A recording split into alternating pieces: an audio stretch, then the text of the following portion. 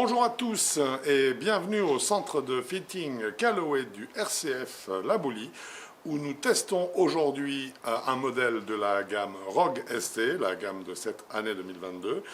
Et en l'occurrence, il s'agit cette fois du Rogue Max, l'hybride de la gamme que nous allons tester ici en hybride numéro 4.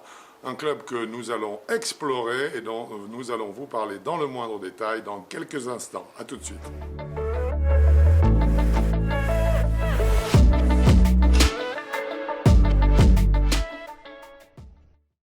Eh bien, ça y est, ce modèle Max de la gamme Rogue ST de chez Callaway n'a plus de secret pour nous.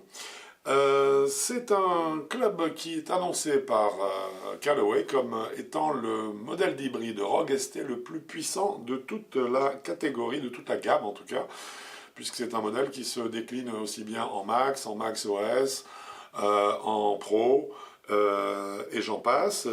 Il s'agit ici donc bien sûr du test du modèle Max, mais qui donc va nous intéresser particulièrement dans le domaine de cette puissance. Commençons par une architecture du club. Il s'agit donc d'un club qui profite d'un nouveau système, d'un hybride, donc qui profite d'un nouveau système de jailbreak qui s'appelle le Jailbreak Technology Blade, qui est en fait une stabilisation des barres de tungstène qui sont placées derrière la face de club par je dirais des pans de titane également qui permettent en fait aux différentes structures verticales d'être également connectées d'un point de vue horizontal. Ça donne une rigidité à l'ensemble en fait de la structure qui fonctionne à peu près dans tous les axes, ce qui permet à la balle d'avoir des vitesses de sortie aussi importantes que possible. C'est un nouveau système que l'on retrouve sur plusieurs autres modèles de différentes gammes Callaway dorénavant. À préciser également que c'est un système qui amène un tout petit peu plus de stabilité du coup, de fait de cette rigidification en fait du club. La face de club, quant à elle, est optimisée par l'intelligence artificielle, ce qui veut dire que nous avons des faces de club qui sont toutes différentes d'un numéro d'hybride à un autre. Ce sont des faces à épaisseur multiple et qui sont réalisées dans un matériau qui est du 455 en forme de face cup, c'est-à-dire que la face de club déborde un petit peu sur la couronne d'un côté et la semelle de l'autre. 24 grammes de tungstène sont répartis dans le bas du club. Alors ça se situe, pour être précis, visuellement dans le bas et la pointe du club. Ce qui lui donne en fait, outre cela, nous notons également un shaping de la tête dans sa globalité, qui bien sûr, comme toutes les marques le disent, et Callaway n'échappe pas à la règle, a fait l'issue des avis, est issu des avis de leur team de joueurs qui ont dit j'aime cette forme, j'aime moins cette forme. Toujours est-il que donc le shaping de cette tête d'hybride est assez proche du shaping d'une tête de fer. Ça ressemble un peu plus à un fer qu'à un bois, dirons-nous. Nous avons 4 lofts disponibles sur cet hybride qui vont de 18 degrés à 26 degrés. Et ensuite, les performances qui sont annoncées et qui permettent de mieux comprendre la philosophie de la canne par Callaway, donc, sont un launch, donc un angle de décollage qui est relativement haut, un spin, donc un effet médian, alors un vol en semi-draw, alors ça par contre je ne sais pas, le semi-draw je ne connais pas, je connais la balle droite, je connais le draw, je vois à peu près entre les deux ce qu'il y a, mais ça s'appelle toujours un draw. C'est cette notion de semi qui m'intéresse beaucoup et qui aiguise ma curiosité, il est vrai. Donc, un semi-draw, une grande tolérance, une semelle à l'empreinte moyenne, donc ça nous définit un petit peu la gamme de joueurs pour lesquels cet hybride est fait. Ça n'est pas pour les débutants qui aiment bien les empreintes de semelles un peu plus volumineuses, ni pour les pros qui, eux, demandent des semelles généralement un petit peu plus fines. Et également, dernière précision apportée par Callaway, cet hybride Rogue ST Max s'inscrit dans la gamme des clubs Game Improver. Ça laisse deviner tout simplement que la technologie embarquée est assez importante pour modifier les caractéristiques de vol de la balle lorsque le coup n'est pas totalement réussi. Nous sommes dans une notation rapide, donc 10 points qui vont être attribués aux qualités mécaniques de cet hybride et 10 points qui vont être attribués cette fois à ses qualités sensitives. Nous commençons par la qualité des matériaux, rien à dire. On est bien chez Callaway, si ce n'est le plus grand fabricant de clubs, ou en tout cas celui qui en vend le plus au monde. Rien à dire sur la qualité des matériaux, la finition est très belle et la cosmétique est particulièrement réussie. Je trouve que ceci vaut pour l'ensemble de la gamme Rogue. Je trouve que c'est très réussi en termes de couleurs, c'est assez original mais ça se marie très bien. Ça donne un aspect très qualitatif à cette gamme que j'apprécie particulièrement. D'un point de vue statique, la façon à laquelle le club propose l'emplacement de balles indique clairement qu'effectivement le shaping de ce club, donc la forme qui a été donnée à ce club, a été faite pour qu'on ait davantage l'impression d'être dans un monde de fer que dans un monde de bois. J'estime que la balle est un tout petit peu trop proche du centre, j'aimerais qu'elle soit un tout petit peu plus à gauche pour qu'on se retrouve vraiment dans un emplacement hybride, c'est-à-dire véritablement à cheval entre fer et bois, alors que là, l'implantation de balle par rapport au pied qui est proposé va plus dans le sens d'un long fer que d'un bois de parcours.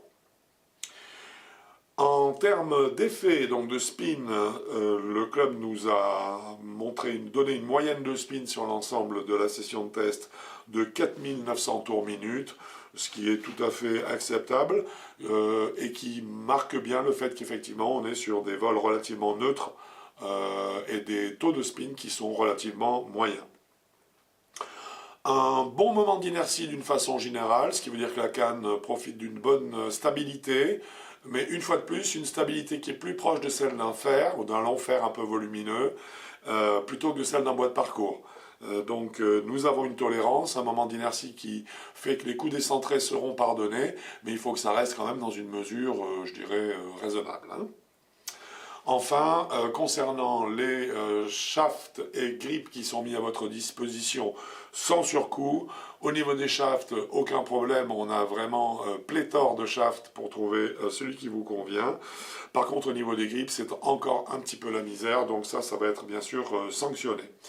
Voilà, je dirais, tout ce qui concerne les qualités mécaniques de ce club vient d'être évoqué. La note que nous donnons, que nous attribuons sur cette catégorie-là à cet hybride Callaway ST Max, Rogue ST Max, pardon, est de 8,75 sur 10, donc sur les qualités mécaniques. Et nous allons tout de suite nous intéresser aux qualités sensitives.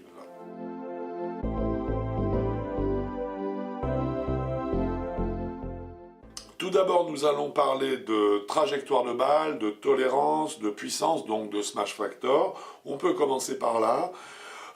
Le club est annoncé comme étant l'hybride le plus puissant de la gamme Rogue ST, ou ST Rogue, peu importe. C'est vrai, c'est très puissant. On a noté un smash factor moyen de 1,48, ce qui est très très bien. Sachant que la norme PGA pour ce type de club est de 1,46, donc on est au-dessus de la norme PGA. D'autre part, le rendement en lui-même, pour je dirais, illustrer ce smash factor, était bon, puisqu'en fait, on a, le voici, on a une portée moyenne de 185 mètres pour une vitesse de 91 miles pour être précis. Donc c'est tout à fait, je dirais, tout à fait performant. L'apex, donc le point haut de cette trajectoire a été mesuré à 27,8 contre un 27,8 mètres, contre une référence du tour qui, elle, est à 27 mètres. Donc oui, il a une trajectoire relativement haute, mais dans le cas précis, cette hauteur est de 80 cm. Donc je dirais qu'il a une trajectoire qui est en fait médiane et qui convient très bien à ce type de club. Trajectoires de balles sont très intéressantes, on ne subit aucun effet de cloche, aucun, donc la balle ne part pas avec, je dirais, en donnant l'impression qu'elle va être absorbée par le sol rapidement. Elle a un démarrage de balle qui est très droit, en fait, très rectiligne, et qui la porte donc jusqu'à l'apex dont on vient de parler. La maniabilité du club, en dehors de ça, reste excellente. C'est un club facile à jouer, on est vraiment entre le fer et le bois. La tolérance, on en a parlé, est au rendez-vous.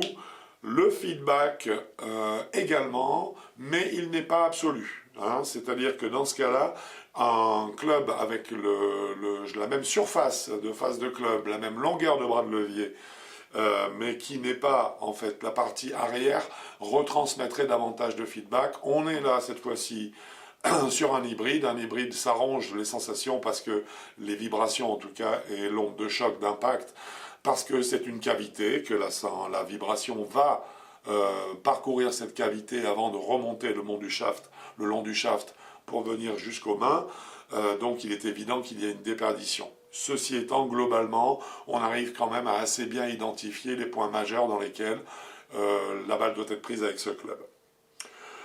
En sensation, c'est un club que j'ai trouvé globalement facile à jouer, pas trop exigeant, qui amène de belles trajectoires de balles, relativement maniable.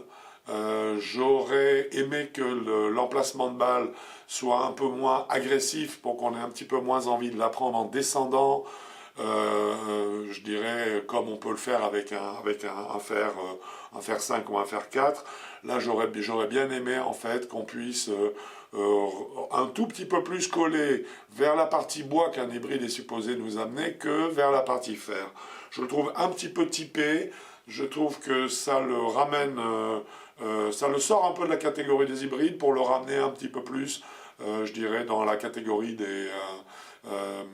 plutôt des driving irons ou des clubs d'engagement relativement faciles à jouer avec un gros cavity back. Voilà. Donc en fait c'est un club que j'ai trouvé agréable, c'est un club de bonne qualité, mais qui quelque part développe de par sa conception, des sensations qui ne sont pas forcément celles que les bons joueurs vont rechercher. Ou les joueurs, je dirais, qui sont un petit peu pointus quant à la qualité de percussion, et donc notamment qui sont sensibles à l'emplacement de la balle par rapport au pied, et par rapport bien sûr au club qu'ils ont dans les mains, et de ce qu'ils veulent en faire. Au total, c'est 7,75 points qui reviennent à cet hybride au chapitre de ses qualités sensitives, pour un total donc une note générale de 16,5 sur 20, 8,75 plus 7,75 égale 16,50, donc une bonne note parce que c'est un club sérieux et un club efficace. La gamme de joueurs pour laquelle nous allons recommander cet hybride va être les experts et les confirmés, c'est-à-dire les joueurs dont l'index s'inscrit entre 10 et 27 de handicap. Le tarif pour finir de cet hybride Rogue ST Max, il est de 279 €. Voilà, ce test est dorénavant terminé. J'espère qu'il vous aura plu bien évidemment. N'hésitez pas bien sûr à le signifier par des pouces bleus, des pouces en l'air si ça vous a plu. Quant à moi, bien écoutez, je vous dis à très bientôt sur Avigolf pour un prochain test. Bon golf à vous!